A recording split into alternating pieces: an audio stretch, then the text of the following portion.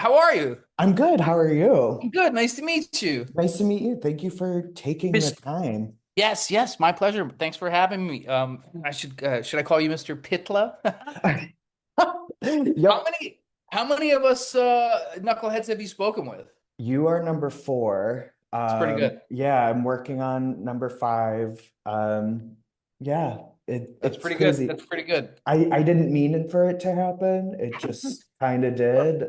That's Um, good. yeah, but I love the show so much. So It's a good show, right? it's kind of like crazy how good it is. Yeah. I Yeah, tell people all the time it's that good. yeah, everybody, first of all, I count myself lucky to have been able to get on board. They assembled a pretty fantastic group of people, stem to stern, top and bottom, both sides of the call sheet. Yeah. Really good gang, and I count myself lucky. Oh, you can tell like it just like really radiates like the talent, the caliber, the love for it. You can feel it. Yeah, It's yeah. It's all, I great. mean, it's like, they put so much effort into it to begin with. It's all on the page, as the expression goes. Hmm. But it seems like the collection of people that they got to at least appear on camera were dedicated and prepared to do what was asked of them. And that Absolutely. that makes a huge difference. I'm sure other people have spoken about the note that Noah sent out with all the auditions, when they were casting, and there's a fabulous note that he wrote to actors Mhm. who may find themselves auditioning for the show, and it stated plainly and clearly that this was a labor of love, and the intention was to work as a team, and so underneath that was the idea that there may be moments where you feel like you are not the focus of the camera, but you are still working, you Yeah. know, Wow. which is Yeah, I didn't know about the note. oh yeah, the note's fabulous. It That's was it was really amazing. fabulous. Yeah, it was just basically like the intention, I feel, was just, hey, everybody, get on board. We're Hmm. doing something as a collective here, as a team. And what did he say? So in the he mentioned, God, who did he mention? This is embarrassing. I should remember it. It is a year ago though. Yeah. Oh, yeah. He mentioned Altman, in the spirit of Robert Altman. Oh, That sort of wow. everything's always happening, and maintain the reality no matter what.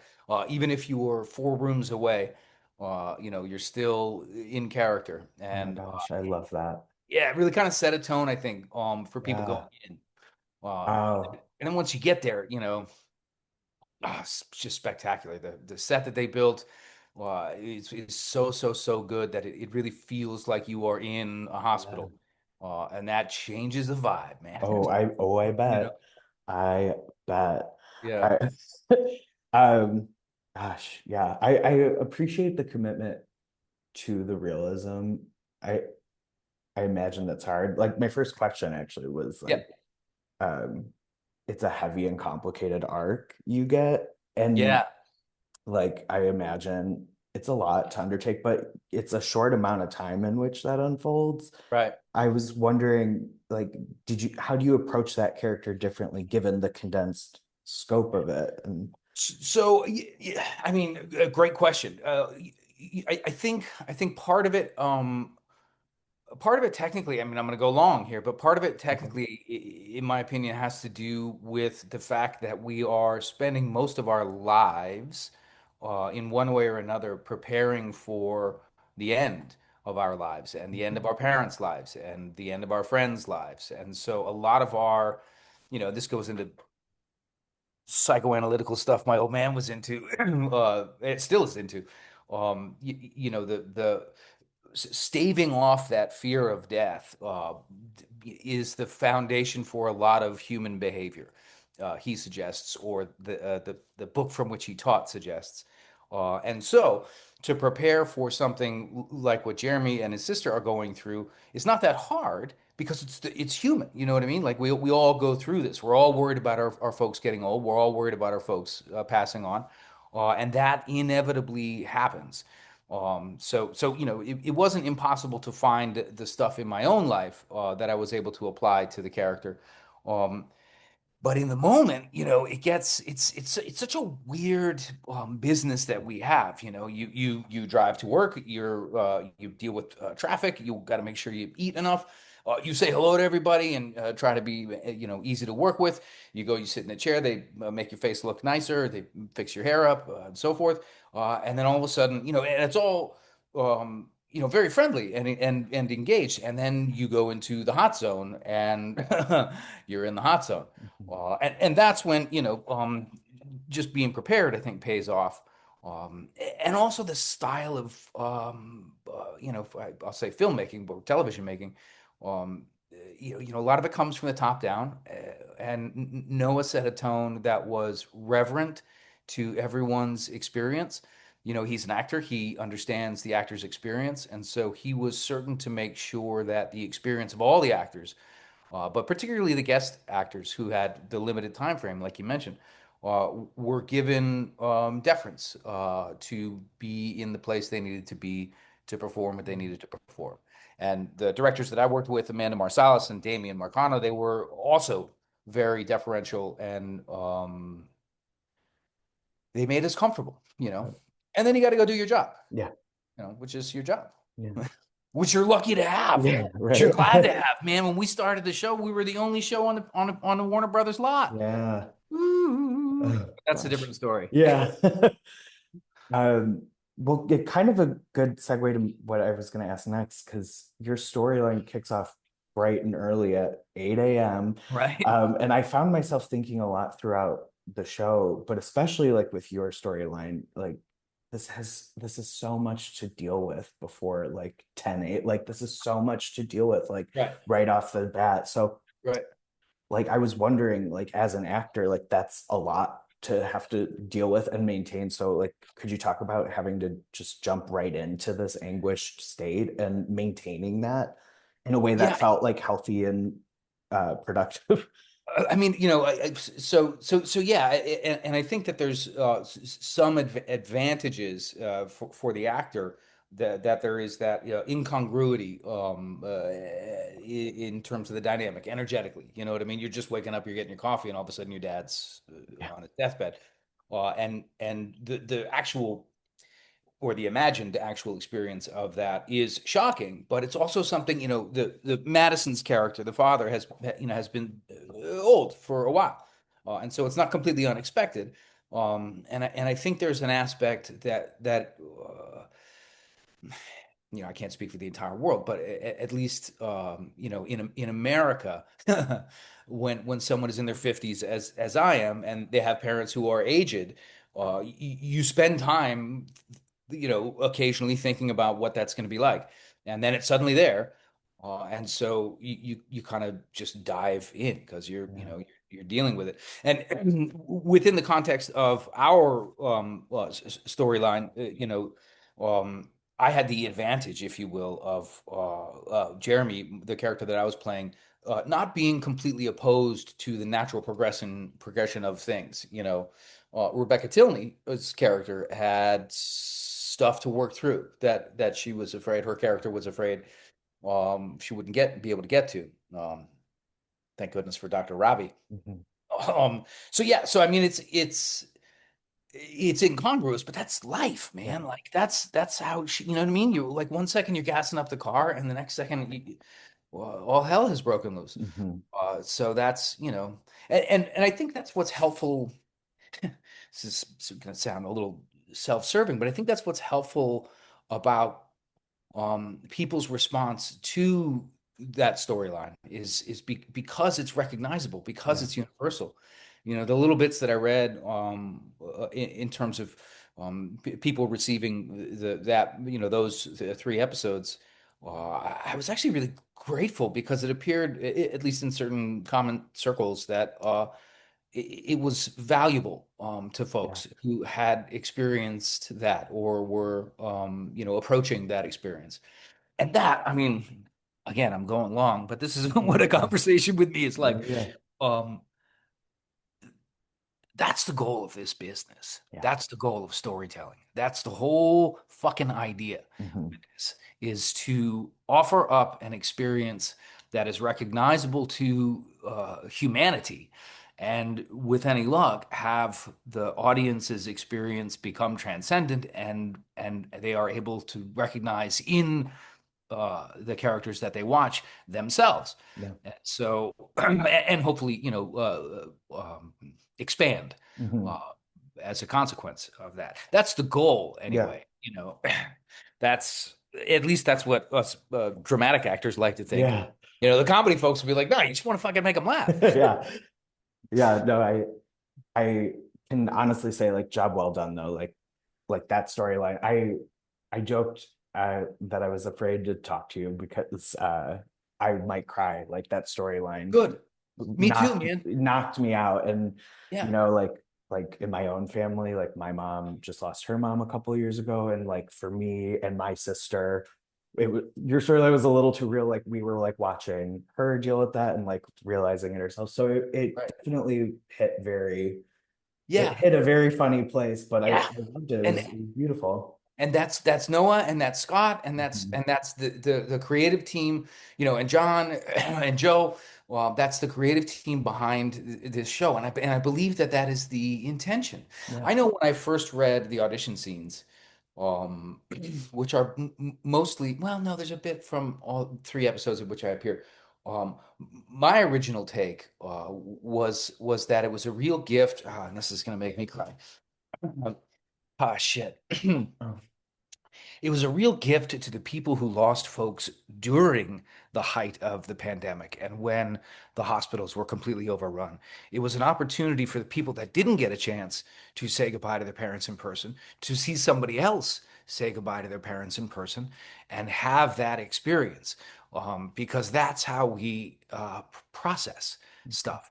And so I remember actually saying that in the, I sent in a self tape, and then there was a callback, which was a Zoom. And I remember, saying this to the creative team that was on the other side of the Zoom. Well, and it got me then too. But there's something absolutely beautiful to me about giving those people the opportunity to experience someone doing what they weren't able to do because of the conditions that the medical that hospitals were under at the time. So yeah, so I don't know. It was it's a really, really, really well constructed and well written storyline, and Rebecca and I were pretty lucky, and Madison, to happen our way into it. absolutely. Yeah. I I think something else your storyline does really beautifully is it taps into that idea of how no two children have the same parents. Hmm. And like it allows two different kinds of grief to come through. Like we Totally. have we have one person mourning a relationship that felt very full and complete, and we have someone else mourning a relationship that she never got or that Yeah. she wanted. So I was kind of one like hoping you could just talk to me a little bit about playing with that idea when it comes to Jeremy. I just Yeah. find I that mean, so fascinating about that. no, and it's real. I will go for the easy joke about no two kids having the same parents, and make a crack about Sean and I having actually different parents. But there is truth. The relationship I Mhm. have with my dad and the relationship I have with my mom, vastly different than Sean's with both of them. And so yeah, that exists. And kudos to the creative team for expressing it so elegantly. And Rebecca and I talked about this, about how different their experiences were, and how frustrating and almost unfair it may seem to the sister that she didn't get to have the experiences that Jeremy got to have with his dad. But that's fucking life, man. That is life. And no matter which organizational system to which you ascribe your um, method of understanding what this all is. Um, that's what happens. You know what I mean? We have different interpersonal and intricate and beautifully different on so many different levels relationships with our parents, and there is good in bad in both. And I think that may be, I'm discovering in this moment, that may be the source of a lot of friction throughout sibling relationships, historically. Um, we do have it pretty easy in a lot of ways in this country, especially the characters that Rebecca and I were portraying. They talk about taking the boat out. Uh, you gotta do pretty good to have a boat. Yeah. So there's a certain luxury in terms of digging into the emotional minutia that exists within your relationships. There's a lot of families in this country who can't afford that Wow. time, Wow. Yeah. that kind of thinking. But that doesn't mean that emotional stuff doesn't exist. And so, well, shit, I'm at the point where I've actually forgotten the original question, which is what happens with me anytime I talk. No, you're great. It Oh, just, but yeah, just about like speaking of tapping the into the dynamic of having like a different relationship and like using that for Jeremy. right. Well, Just, no, I yeah. mean, yeah. So I still sort of remembered. I think what was actually nice for Rebecca and I, and she may have been doing some upper level stuff that I wasn't even aware, in terms of preparing for her stuff. Just the relationship that we had, as actors together on set, which was great and professional, and if you talk to other guest actors, I'm sure they'll say the same thing, although it's different for folks who are in the waiting room than folks who are in actual hospital rooms. But because you're in the background of a shot that's 60 yards away, through four panes of glass and over the nurse's desk, you're still on camera. You're way Mhm. in the background, but you're still. And so you're in this tiny little space with these other actors, and you have some time to get to know one another. And she and I actually exchanged quite a bit about our own life experiences. I get a lot of questions that are fun because both my parents are famous, my brother's famous, and so people are familiar with my family. There's an opportunity to share stuff that you won't necessarily read in the papers or whatever. But it's also an opportunity for me to delve into her experiences. Yeah. Anyway, the upper level stuff she might have been doing was to figure out ways to find the experiences that I've had, at least as an actor, uh, something separate from her experiences as an actor. So Yeah. actually, she might have had a lot to pick from Yeah. there. Yeah. Well, that my next question was about the dynamic with Rebecca Tilney.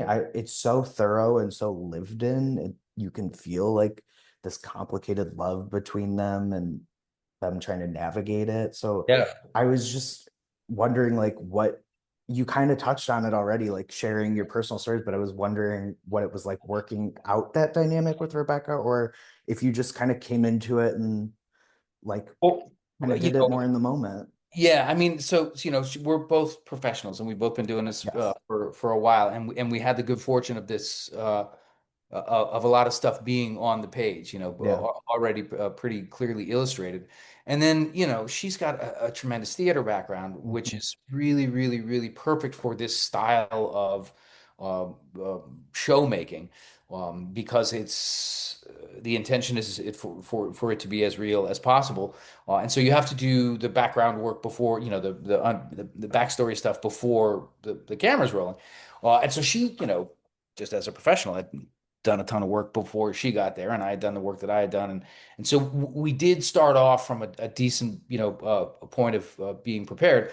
But then, as you get to know somebody that you're supposed to have known all your life, other stuff develops, which is, I think, you know, actors sometimes get this rap for being,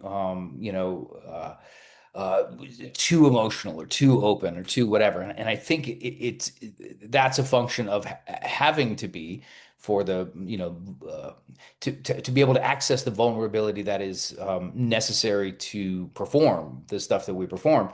But there is a camaraderie that develops, almost instantaneously when you're working with someone. And so that's what happened with Rebecca and I, which was great. Yeah. It's so beautifully complicated and rich and Yeah. yeah, I loved it. Yeah. So much about this arc is about like letting go, and it's not the same scale, but I feel like that comes a lot with being an actor. Have you, as an actor, found yourself like having to learn the art of letting go to make room for things that are Yeah. meant to you, or like expectations wise? Yeah. Ugh. So like, oh, this is such a good question, and now I'm wondering like how, how you got into my actual experience and know what's really cooking.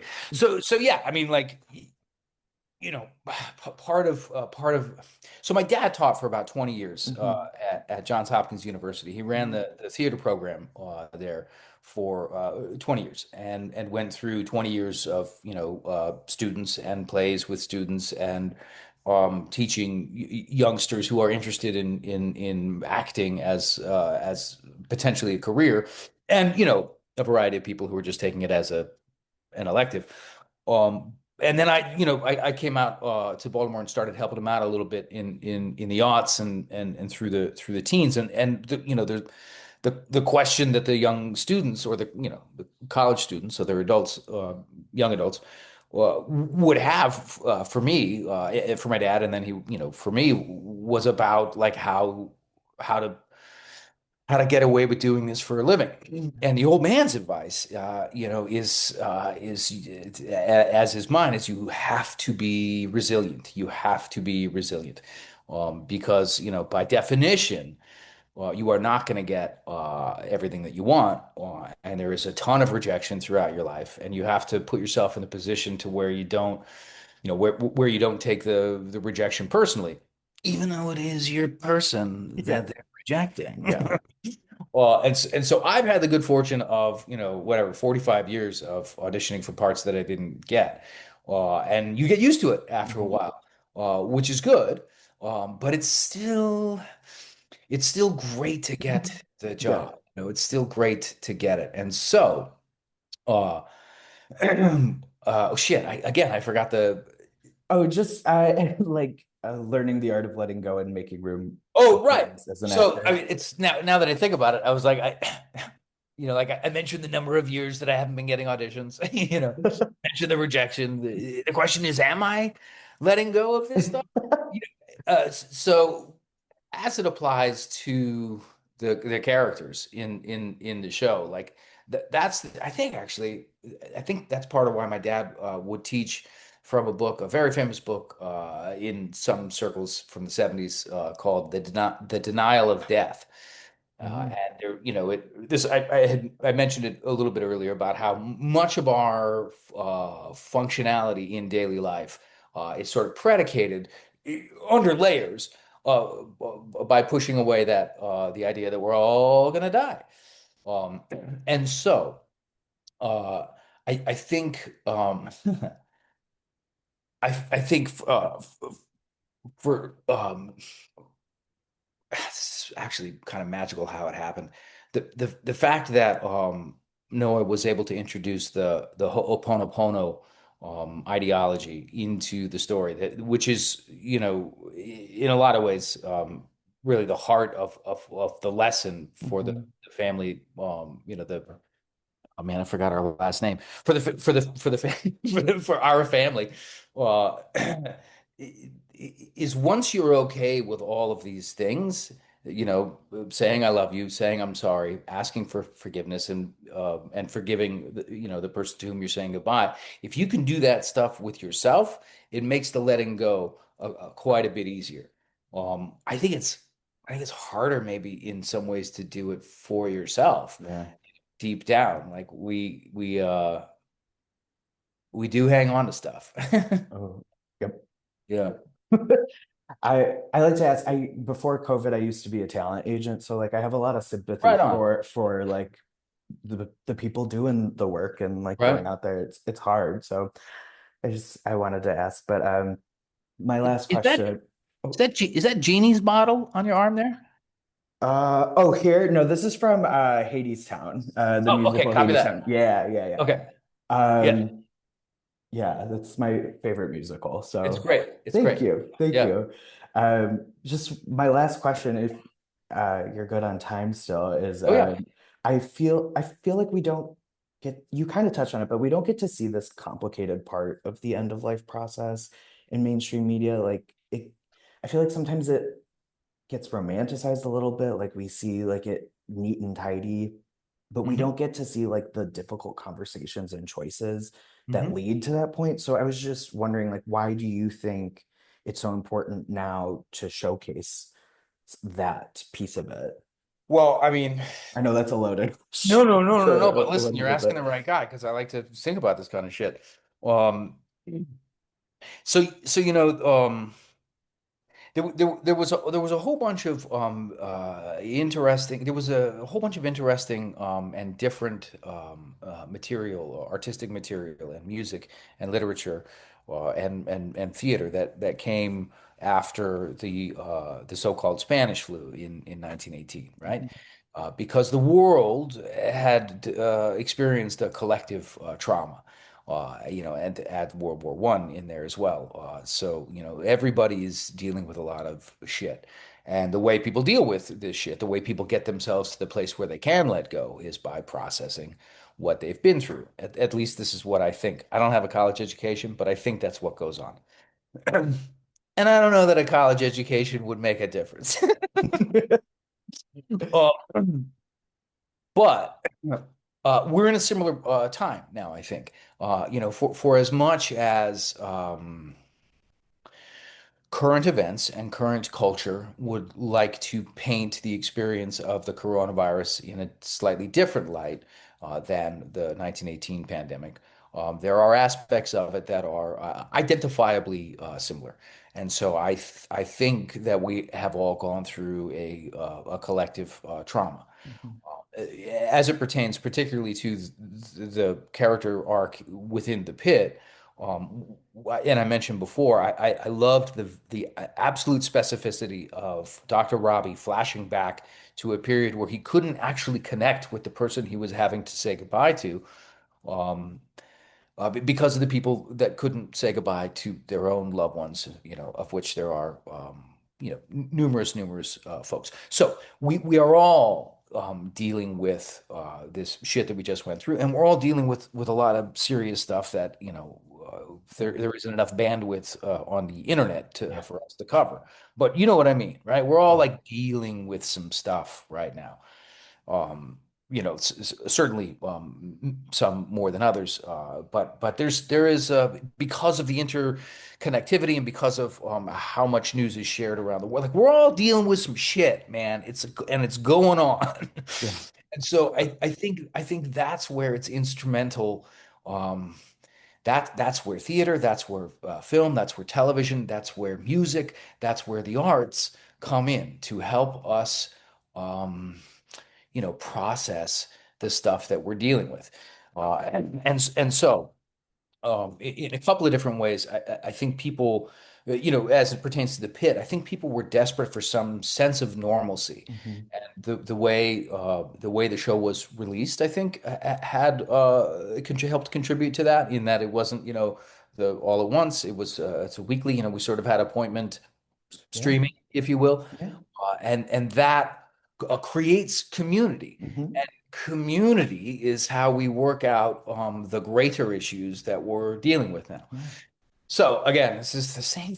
It happens all the damn time, Adam. I start talking. So I like held up a line at the loudest voice premiere. Like I ended up being the first guy to go through the press line, and Mm. like Russell fucking Crowe is like waiting, while I'm going on and on about, Roger Ailes and this, that, the other thing. And like I look over to my left and I realize, oh, shut up, Mac, move on.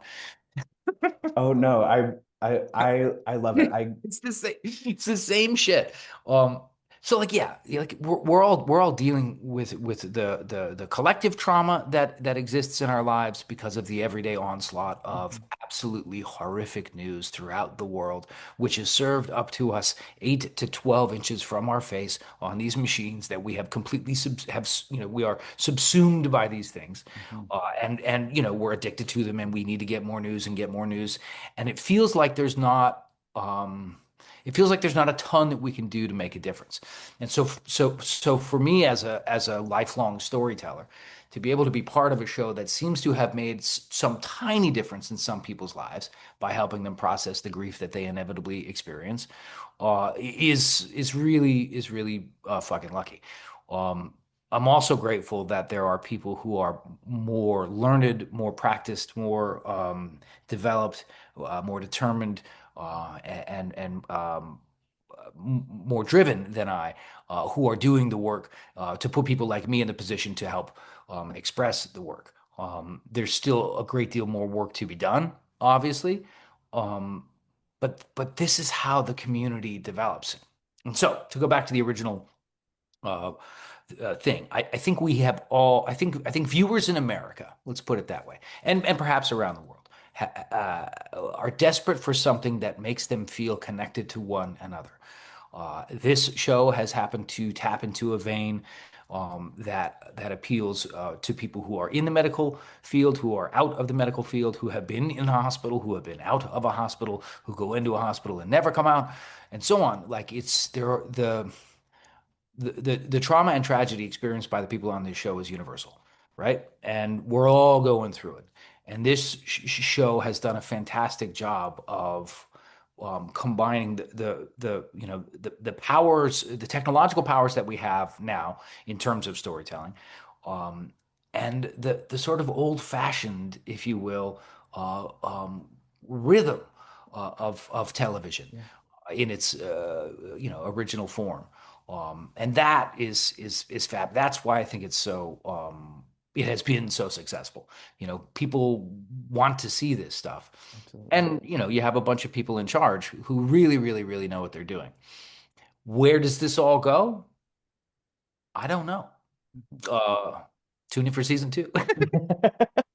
In production now. They just Right? I started, saw yeah. I saw a picture and I was trying to figure out where they were on the Warner Brothers, if they were still at Warner Brothers even, but Uh, it was too close. I couldn't they're see. keeping it they're keeping it close. Right, right, right, right. Who else do you get to talk to from the show? So Oh, I've or I am I talked the so I talked to Supriya, Mhm. Sean, Right? Patrick, you, and Fabulous. then working out timing with Taylor. Okay, cool. Excellent. Yeah, so she's in the middle of filming right now, so her schedule's a little, Oh man, it's but it's I'll clear crazy too. anything for the show. Yeah. Right. Yeah. No, and I had, I wasn't, I was involved on some levels, but like the amount of work that's going into every single day on that show is Uh-huh. absolutely incredible. And I'm sure the people that you've spoken to already have mentioned it, but the background actors Mm. uh, gets deserves so much credit. Yeah. There is a committed, at least there was in season one. There was a committed core of 100 people who are there every day as a group, as a gang, making that stuff Incredible. look and feel real. And God, what a wonderful thing to be able to hitch my wagon to for a little bit, for a few Yeah. weeks. Oh my Yeah. gosh. Well, I'm so glad you got to hitch your wagon to it. It's a Yeah. beautiful performance. It's a beautiful story. And Thank you, Adam. thank you for taking the time. I could sit and listen to you all day, like Oh, dude, no, genuinely it's all like the thing is it's all circular. I get back to the part where I don't remember what I was talking about, and no, then I begin again. I love it. I love it. You have such a beautiful spirit and like I Oh, feel so grateful to have just listened and talked dude, for a little bit and takes yeah. one to know one in that respect. I am a committed believer. It takes one to know one in that respect. So Well, right back at you, man. I thank you. Yeah, I will receive that. Thank you so much. And yeah, I'm rooting for you. I'm excited to continue watching what you do. And yeah, just thank you for your time. thanks, man. I appreciate it. Yeah. It's thank you. I will receive that. Yeah. Yeah. Good. All right. Good. You well. Good luck. Figuring out what the hell I was saying. Oh my gosh, no, no, I have it all here and Okay. I will get it to you when it's ready. Okay. Good Yeah. deal. Yeah. Yeah. Thanks, man. I appreciate it. Of course. Have a great Okay. day. Yeah. You too. Be well. How do I get out of here? Oh, it I says leave. there it is. Bye, Bye. buddy. Bye.